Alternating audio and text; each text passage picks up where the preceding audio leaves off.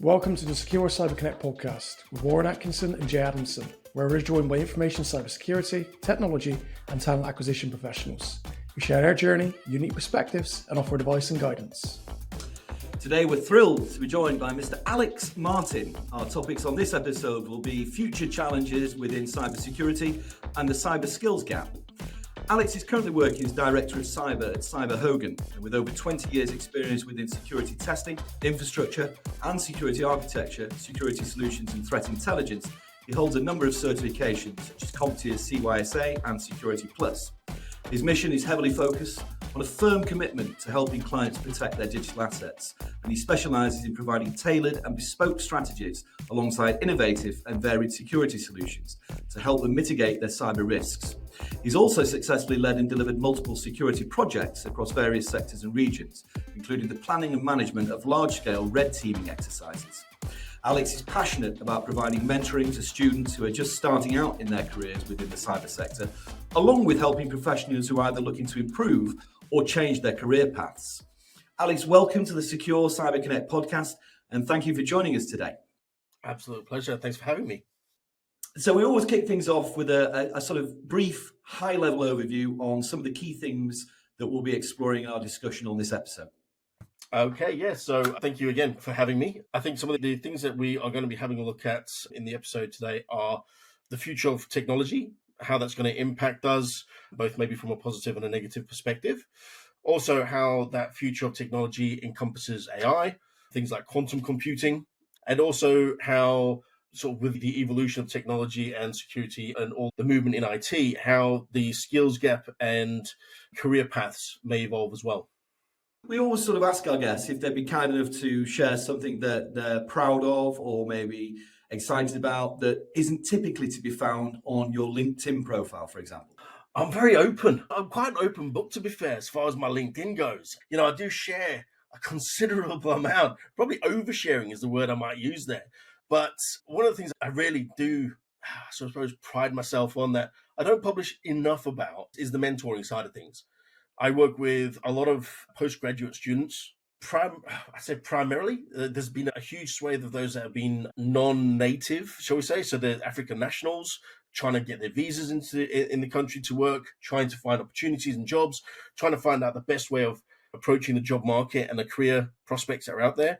And I've had quite a lot of success with it. Working with the guys, building up their self-belief, trying to squash the imposter syndrome that's out there, and just building up their self-esteem to go out there, make sure they're approaching it the right way, maybe from a different approach to what most of the standard recruitment agencies might be telling them. But certainly, you know, helping these guys get on that first rung of their career ladder. And it's been an enjoyable journey from both sides. There's been a lot of benefit from my side, getting them where they need to be, but also seeing the development of the individuals, and then from their side, them getting those careers. That's the feel good. That's the feel good for me. Yeah, Absolutely, very rewarding and highly important part of our industry, Alex, without a doubt. And would you be able to describe maybe a significant challenge that you faced, you know, in your career that shaped your view on cyber? That was a defining moment, if you will. There's been two, I think. One, and that leads me down that mentoring path, was early in my career, I wanted a mentor. I reached out to the people I was working with at the time to say, look, I want somebody who can, looking at the more mature people in the cyber industry, saying, I want to be more like that person. How do I get there? How does that journey look? You've invented the wheel. You've walked the hard path. You've created that. Don't make me go and reinvent the wheel and walk the path myself. Let's put an engine on that wheel and let's make it go faster and more efficient, right? And there wasn't anybody. There was probably, I literally count 2 people in my career going back that somehow I always hear in my head for advice that they gave me. So I had 2 mentors, but there wasn't enough done. There wasn't enough people, there wasn't enough support, and it cost as well at the time, right? So that was one thing that sort of strayed me down the mentoring path, because I wanted to give back. I wanted to be that person that I never had, to give people that steer and go, look, I've done it the hard way. I've been in the industry 20 odd years. I know how I got here by trudging that path.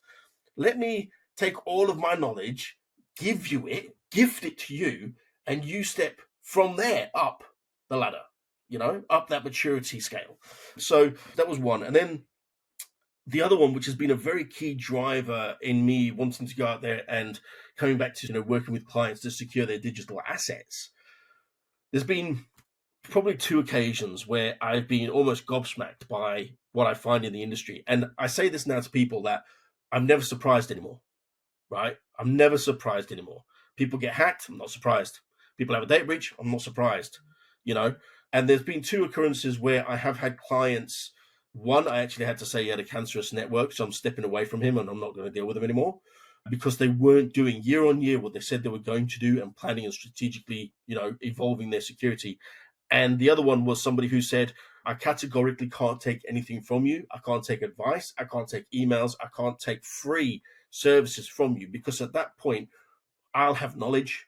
And at the point that I have knowledge, we as the organization can't plead ignorance, which was, it blew my mind. It blew my mind. And there is unfortunately still, I think it's a small pocket, but there are still people out there that are like that. So that kind of blew my mind. I was like, right, I need to just get out there more, talk about the subject more, do more about it. I don't know, like whistleblowing is not the right idea, but just helping clients to realize that's not the strategy you want to be taking. Ignorance is not bliss.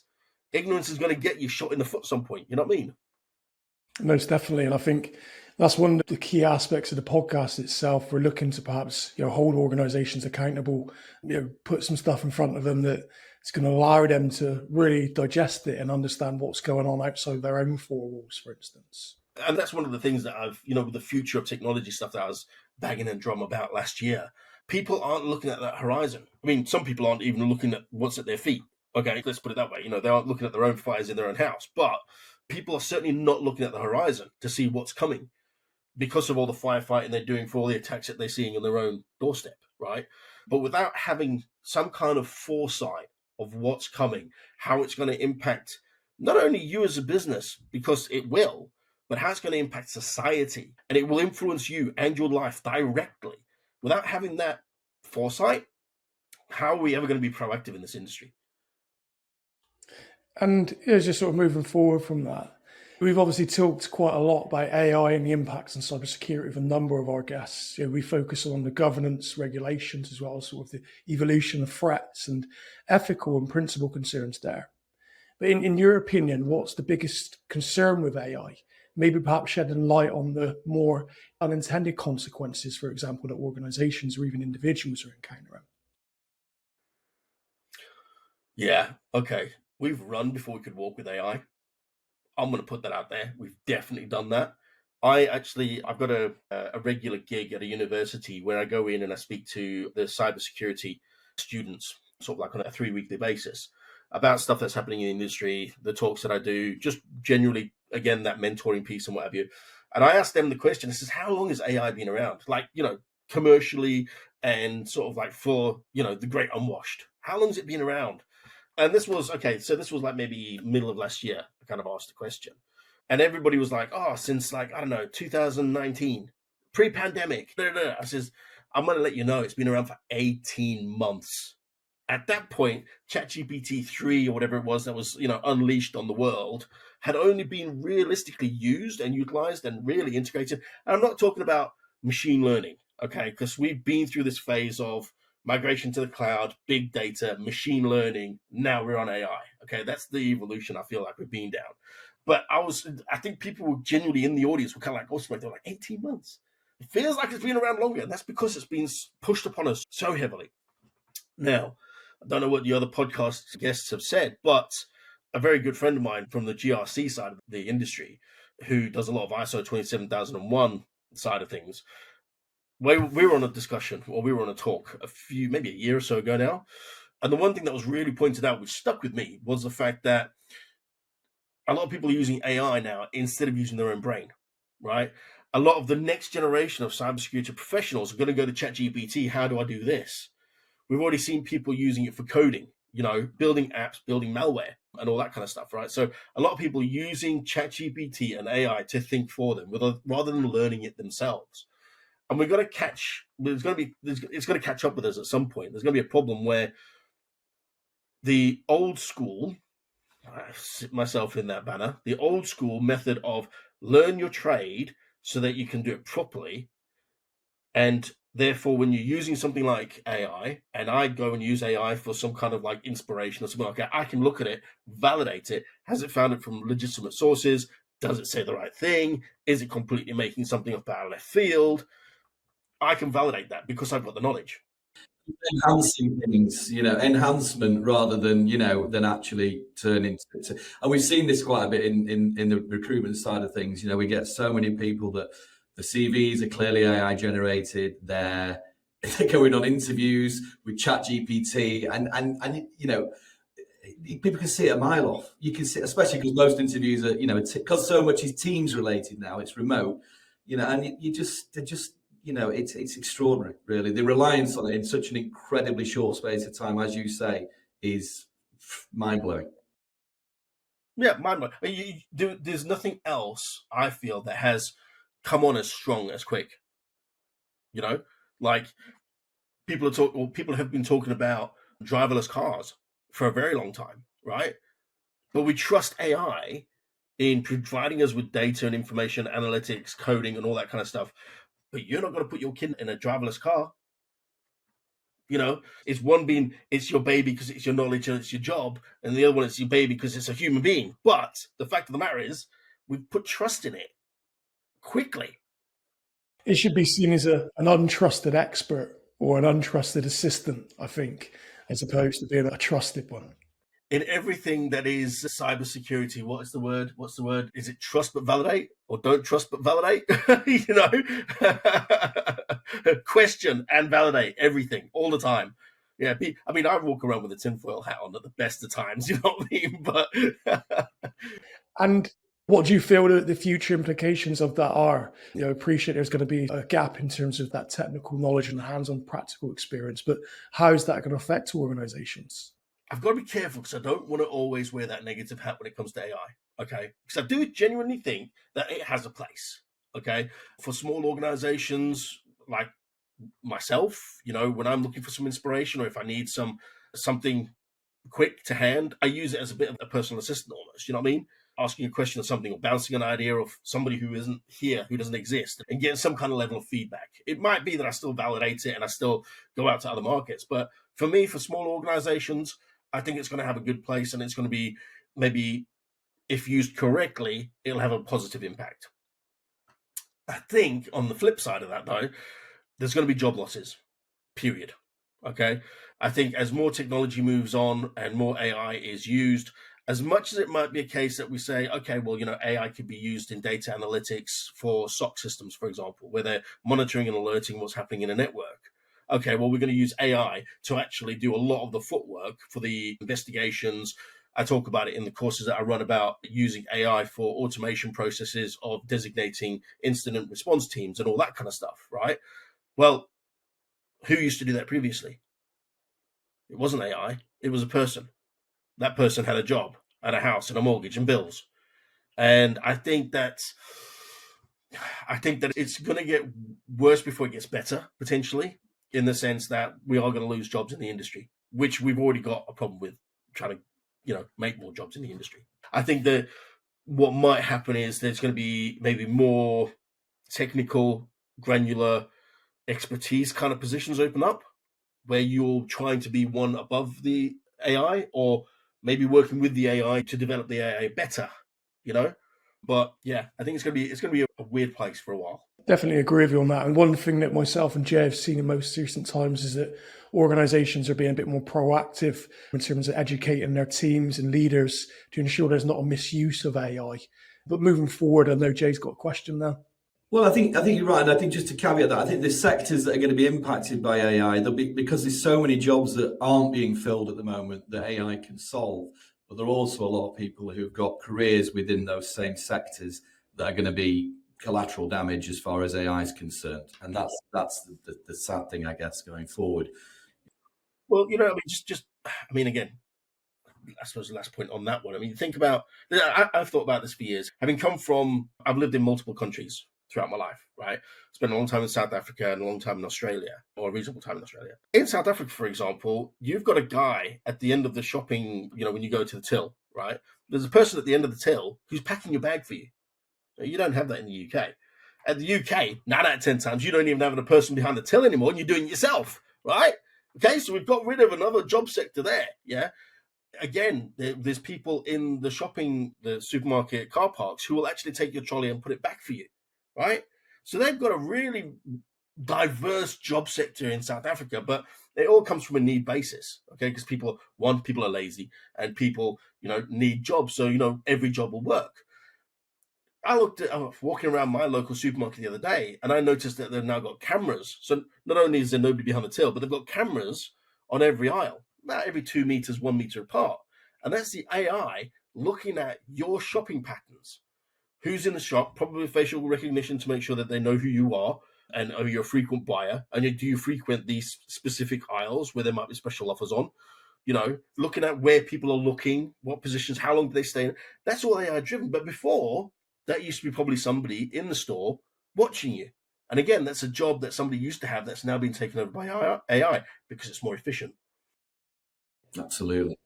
And looking at other areas of obviously your future tech, we're all aware that the arrival of quantum computing is undoubtedly going to have a profound effect on the cybersecurity sector.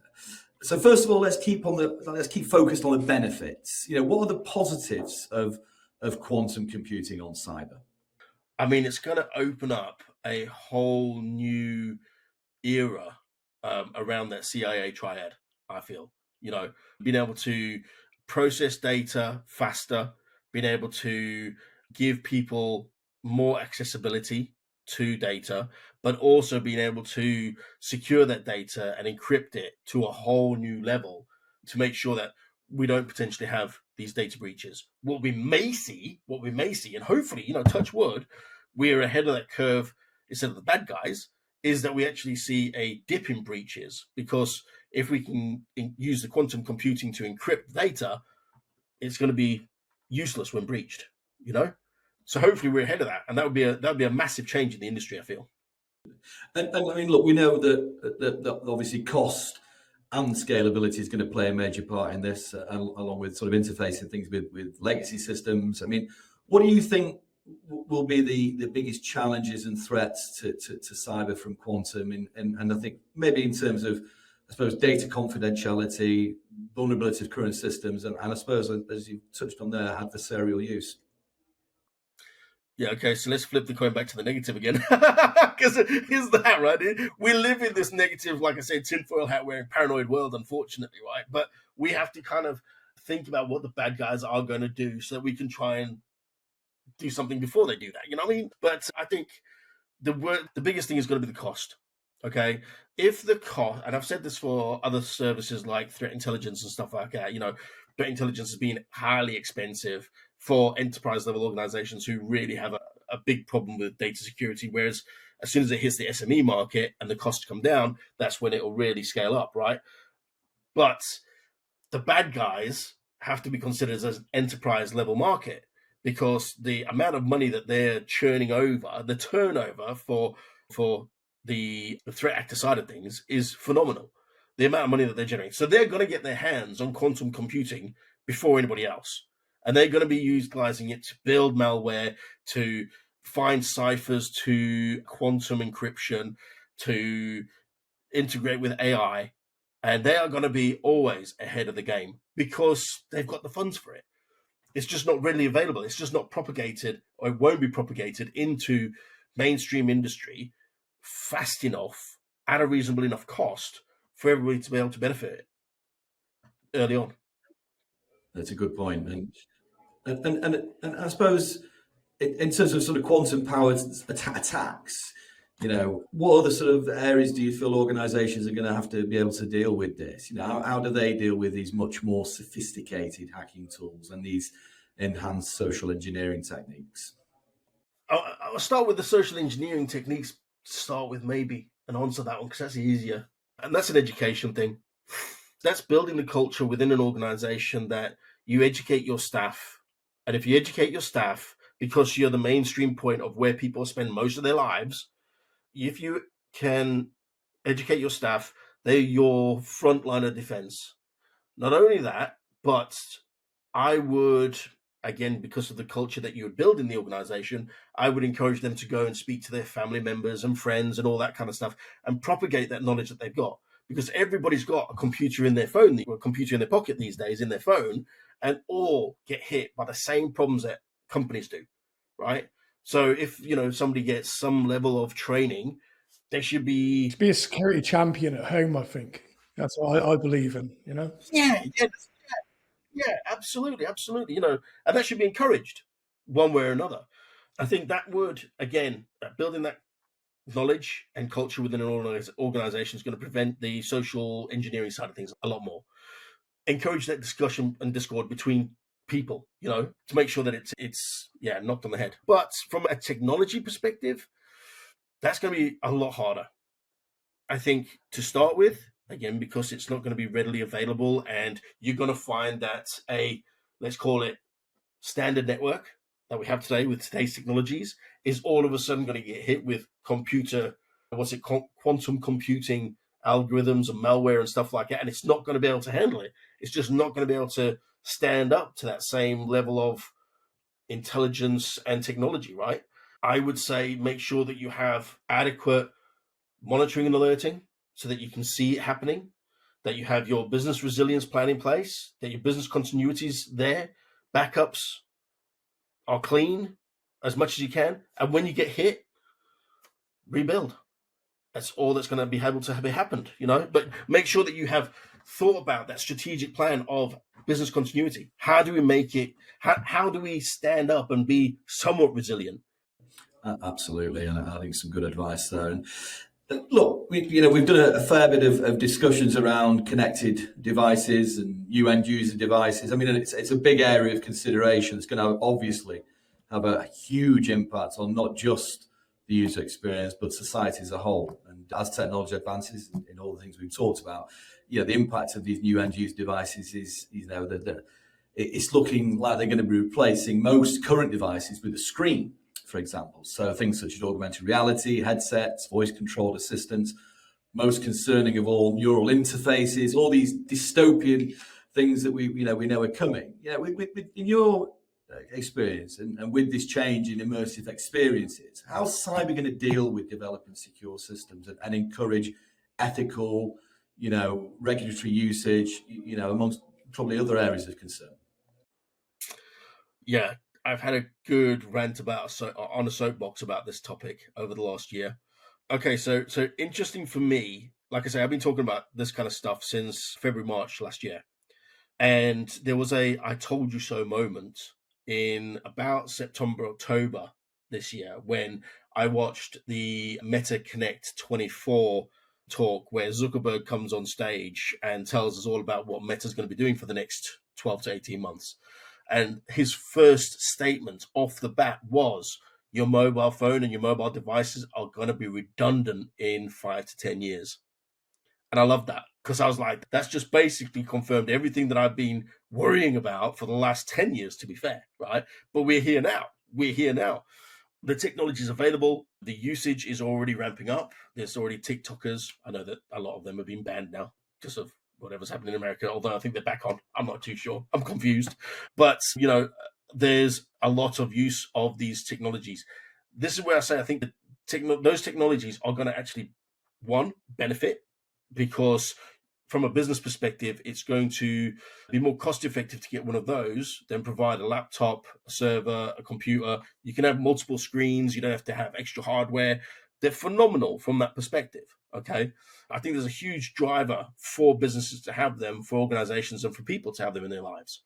I think from a negative perspective, there's a whole load of social issues where we're going to immerse ourselves in this technology rather than getting out and going and seeing people out on the road and seeing people in the flesh, which as social animals, the pandemic did us no favors. And we're still using Teams and stuff like that where we're doing stuff remotely now. So, we're not doing ourselves favors from that perspective. But from a security side of things, like I said, like I keep saying, a lot of organizations or a lot of people in the industry, not necessarily organizations, a lot of people in the industry aren't looking at what's coming on the horizon. This kind of technology, where it's going to be immersive, you're in it, it's a different kind of operating system. There's going to be a different way of handling the security around it. And yet, there's already people like the University of Chicago, I think it is, MIT, who are developing malware. They've developed a product called, what's it called now? There's that film where it's like dreams on dreams, Inception. They've got a platform called Inception, a piece of malware, which basically clones your home screen and then uses generative AI, coming back to that, as a full circle, uses generative AI to feed you information that they want you to see. Meanwhile, using whatever you're typing in ways of like stealing your data, stealing your passwords, giving them access to your bank accounts, using deepfake of you to phone other people using clips of your voice and text that you would have sent, right? My fear with that is then, again, just like the film, how do you know when you get to your home screen if there's anti-malware created for this? How many layers of malware are there before you actually get back to where you should be? Love the idea of malware on a neural interface. Love it. Right. Oh, God almighty. Haven't we already had worms in the brains and stuff like that? You know what I mean? We don't need actual digital ones now.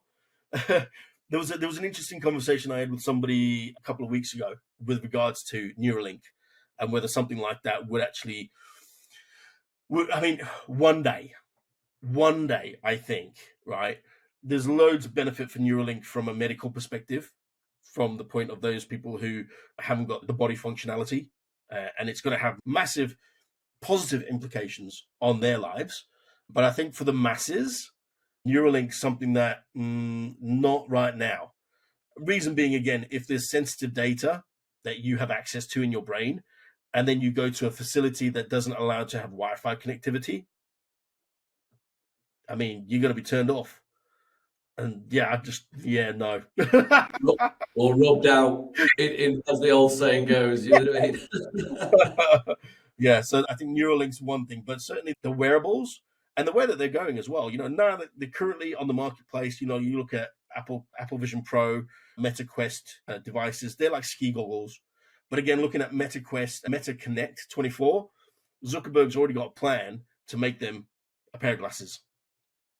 And that's coming in the next 18 months. The future is now, people. Black Mirror got it right on so many levels. They did. Yeah, genius.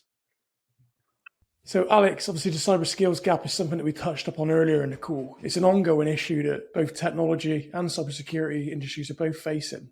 And I know organisations that we work with, of course, are sort of being more proactive as we move into 2025.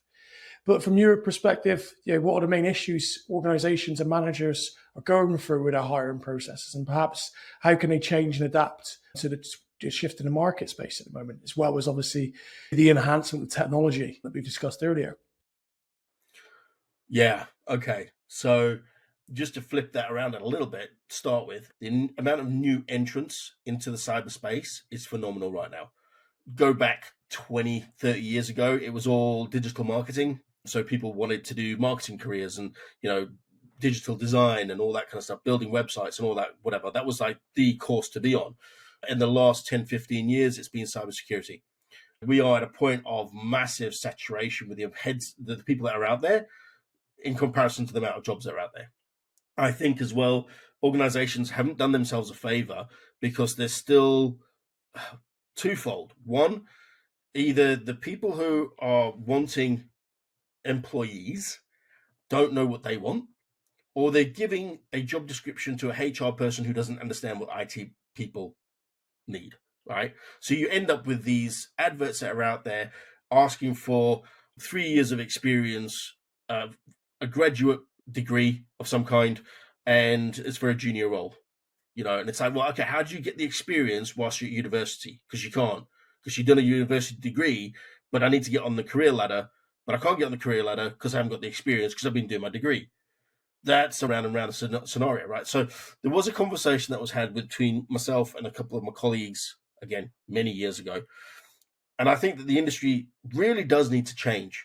And it shouldn't be all about your degree level, for example. And I understand why people want a degree, because what it does is it proves to an employer that you've got staying power, that you're going to see a project through, you're going to hit the milestones, and you're going to produce a report, aka a dissertation at the end of the time, right? I get that. However, there are other platforms that also show how experienced an individual is. So, for example, taking on board stuff like Hack the Box, Try Hack Me, and all those kind of hackathon events and whatever like that, right? How immersed is the person, the individual, in this ecosystem, in this world, and in this industry? And that would show a higher level of experience than you just having worked for the last year somewhere, So I think that there should be more onus pushed onto the fact that somebody is being proactive in the industry, doing stuff. Yeah. I also think that there's again, because I mentor the people that I do, I think that there's also a missing part in that we're now working with technologies that enables us to pick out and pull from global talent. But still, the experience of somebody or somebody with experience abroad kind of doesn't count because it's not UK. Yeah, as a challenge we see fairly often, you've got those individuals that perhaps come to the UK to complete their masters. They may have sort of 5, 10, 15 years of technology and security experience in, I don't know, France, Nigeria, Turkey, Brazil. But unfortunately, not many UK employers see that experience as valid, which is hugely frustrating, especially if they've traveled this way, they spent a significant amount of money on studies here in the UK, they've achieved their masters, they've also joined boot camps and upskilled and got that practical experience, such as Try Hack Me, for instance, as you mentioned earlier, but there's still a pushback on that.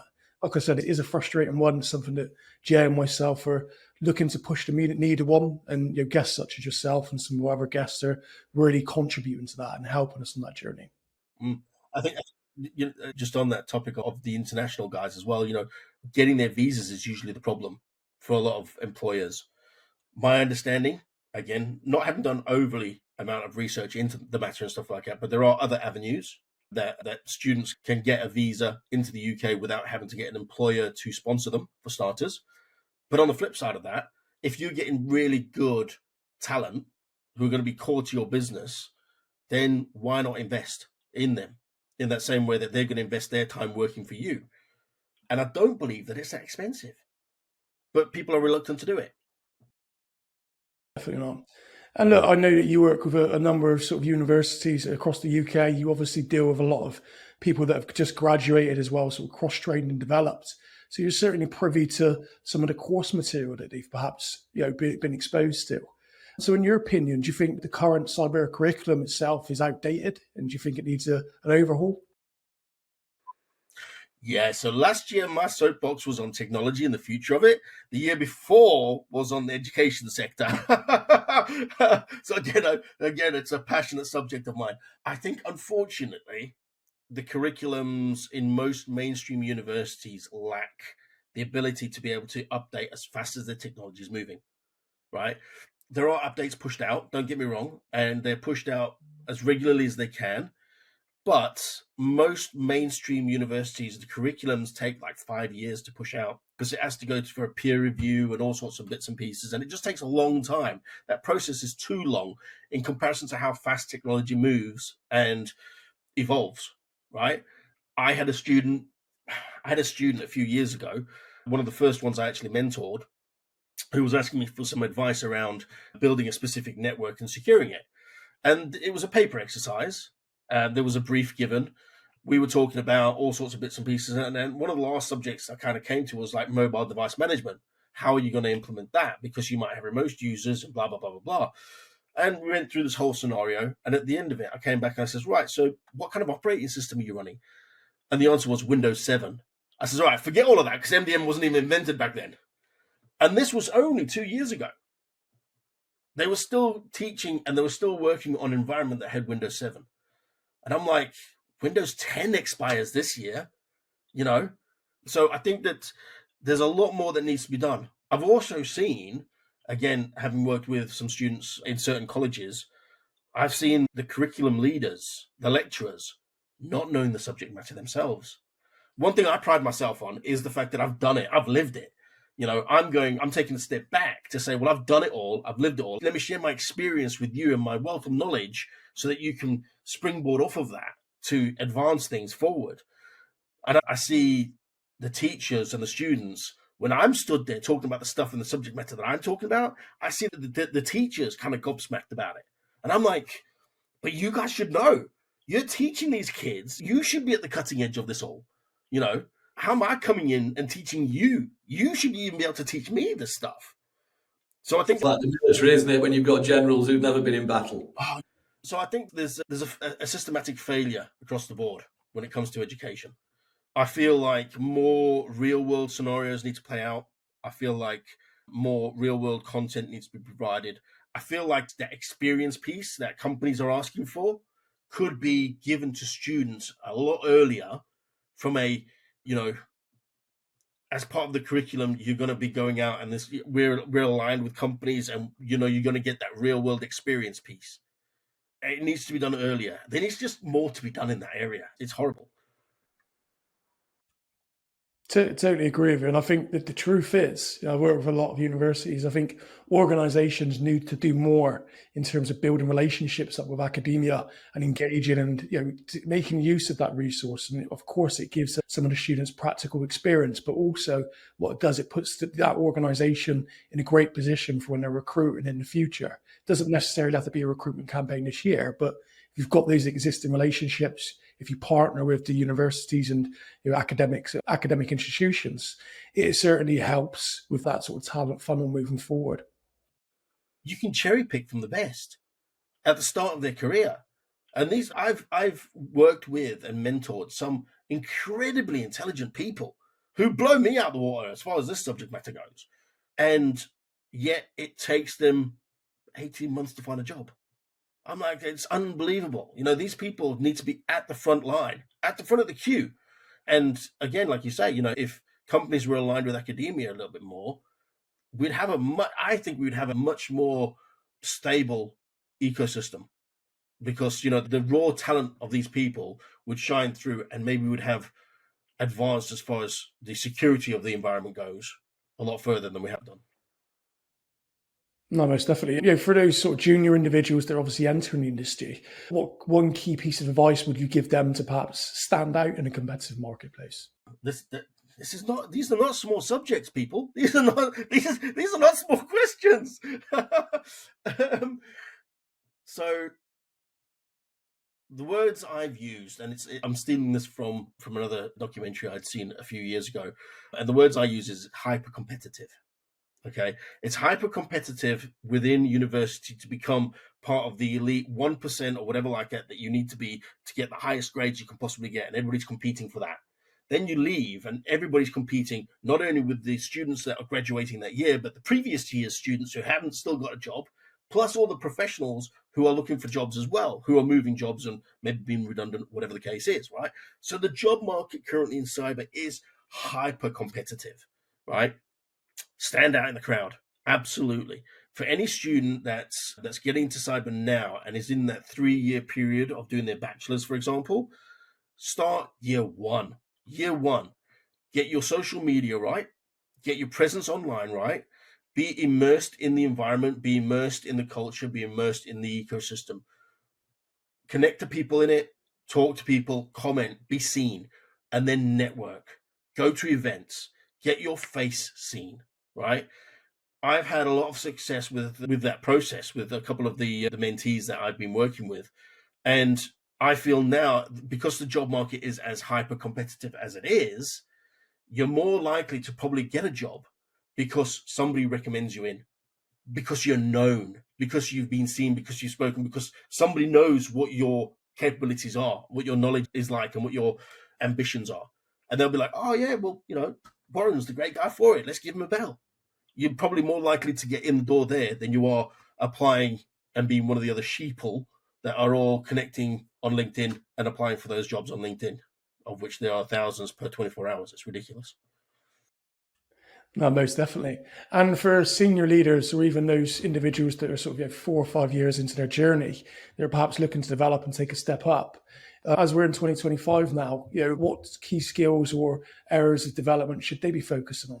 So I think, AI is definitely a hot topic, although it's going to change the industry and potentially a number of people may, be made redundant and they've changed in job markets and stuff like that.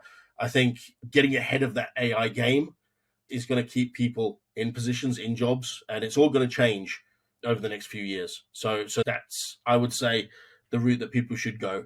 as well as looking at some of this future tech that's coming out and what's on the horizon and how that is going to impact. Because again, I come back to the fact of, although it's for the home user now, realistically, the next generation, the kids, are starting to play with them more. And as soon as they become entrenched in organizations, they're going to be questioning, why am I still using a laptop? Why can't I use my Oculus? Why can't I use my Apple Vision Pro? Why can't I do that? And then companies will go, okay, yeah, we'll start doing that.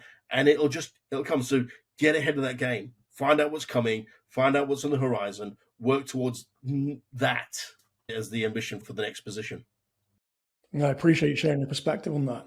And so it's just moving forward. Cyber insurance is something that we see more and more organizations obviously put a focus on. But we're also seeing a number of organizations rely on it to cover the cyber risk, and they're not really focusing on enhancing or strengthening their internal security. It's a trend that we're unfortunately seeing quite a lot of. Do you think this mindset is dangerous in the long run? Yeah. Short answer. Absolutely. And but why is that?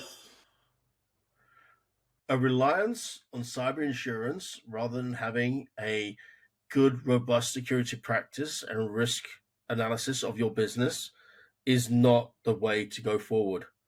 Ignorance is not bliss. And the impact on your organization, if you haven't got the right strategy in place and the right security measures in place, then how are you going to recover? How are you going to continue as a business?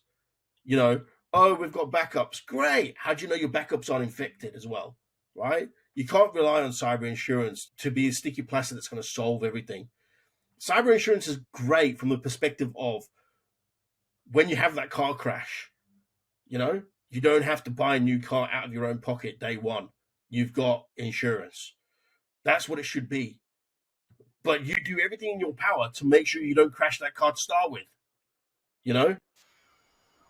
Frick, you give yourself an MOT every now and again and change the tires, God damn it.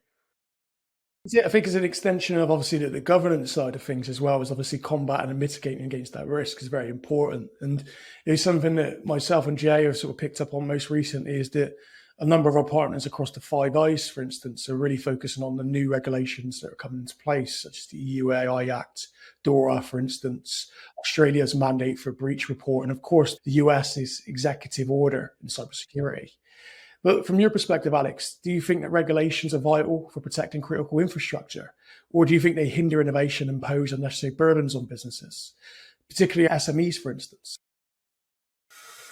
No, it's vital. We have to have some levels of frameworks involved where there is a standard, a similarity that everybody needs to work towards. Otherwise, it's the Wild West.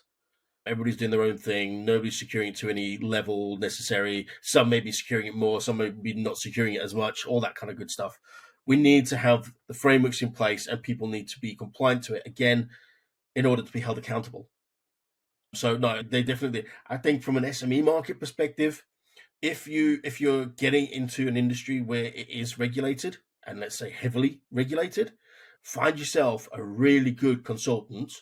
There's a couple out there. There's a few out there. I can certainly make some recommendations if need be for a consultancy, those ones that look after frameworks and compliance and stuff like that. But align yourself with a really good one, because you may find that actually, because you're an SME, you may have a reduced scope, which may make compliance easier, right? It's not a hindrance. You still have to get to that, but there's potentially easier ways to do it than going through the entirety. All straight after it again. Yes, I just want to add, so my advice for SMEs is perhaps just focus on one framework, get that over the line. Don't focus on 3 or 4. Get the basics right and then knock them off, because a lot of the requirements across these sort of governance and regulations are fairly similar. So if you can get one right, you're in a great position then to move forward and achieve the rest, or the others that are perhaps mandated. And start small, like you say, maybe you try for cyber essentials to start with, and then, build up from there. And sort of towards the back end of the episode, one of our sort of finishing questions usually is what's your go? Yeah, we know analogies are used in abundance within cyber. And what's your favorite sort of go-to analogy? But within cyber, and we've asked guests, what's your favorite analogy outside of cyber, if you can say it, of course? Oh, okay. So one that this is my go-to at the moment. And it's one that I've developed myself. I say I developed myself. I was told the other day that no, I've definitely read that in a book somewhere else. So maybe somebody else came up with this idea. But I like to say that, I developed it with a student that I was working with. And this is very much more for those who are trying to get into the industry, again, looking to network, all that kind of stuff. And that is be interested, not interesting. Right? And that goes for a lot of it, across the board, right? If I'm standing in front of a client, I want to be interested in what their problems are. I want to be interested in what solutions they've already got deployed. I want to be interested in what their risk frameworks look like, where they want to be in the next 5 years. I don't want to be the interesting guy on the other side of the table going, I've seen all this technology that we can shoehorn into your network. It's not about that. Again, from from a student perspective, going to networking events and being interested in what other people have to say, bringing on board their information, all that kind of stuff, all their knowledge.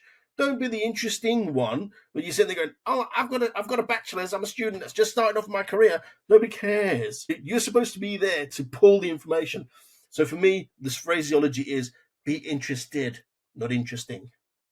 Great one. And look, to sort of wrap things up, what does the future hold for you and Cyber Hogen, Alex? So for me personally, this last year, I've tried to get out and try and bang the drum, do the talks, talk about, try and get involved in the industry a little bit more. We're going to do some more of that this year. Definitely with the likes of DORA coming on board and the other regulations that are out there. I'm trying to get involved in that a little bit more, providing that service around for clients. Threat intelligence is just, I think, looking at the sort of bell curve of sales, threat intelligence is just at the cusp of being, in a short while, being more cost effective for SME markets. So that's about to blow up. So I want to, again, I've been banging the drum for threat intelligence for the last few years, definitely on the crest of the curve for that one, or crest of the wave for that one. And then just, more mentoring, helping more people trying to, one, secure their own businesses, but two, get on that ladder. Excellent. And if any of our listeners want to stay connected beyond this podcast, where else can they reach out? Where can they reach out to you? LinkedIn's the best place. I spend a lot of time, unfortunately, on social media. Anybody who wants to connect with me, please feel free to send me a connection request. I'm always on there to answer messages and talk to people. And once we're connected, I can always do one-to-one talks, answer questions, and help out wherever I possibly can. Fantastic. Well, listen, it's been an unsurprisingly brilliant episode, Alex. Thank you very much for your views. I'm sure the community and all our listeners will have found a lot of value in today's episode. If you want to continue the discussion for more sustained engagement, we invite you to join the Secure Cyber Connect community, where we offer a range of collaborative solutions, tech and security professionals, and as always, at no cost. These include expansive community access, cross-section mutual mentoring programs, online networking sessions, and a range of exclusive interviews such as this, along with panel discussions and masterclasses that will be coming up through 2025. To learn more, gain access to the community and any of our initiatives, please visit secure-recruitment.com/cyber-connect/. Thank you very much, everyone. If you're struggling with technological, cultural, or talent acquisition challenges, please reach out to the Secure Cyber Connect team, where we offer advice and guidance and are here to help.